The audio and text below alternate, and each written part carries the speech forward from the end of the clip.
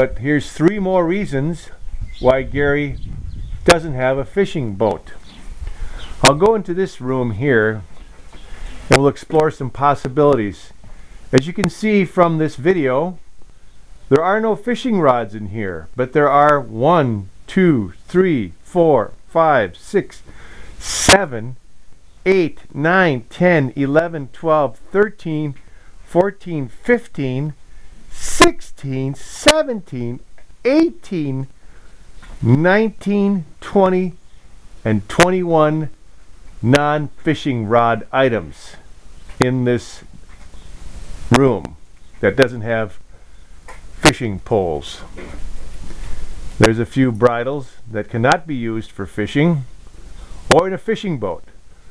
So in my continuing report from why Gary does not have a fishing boat, I'm signing off.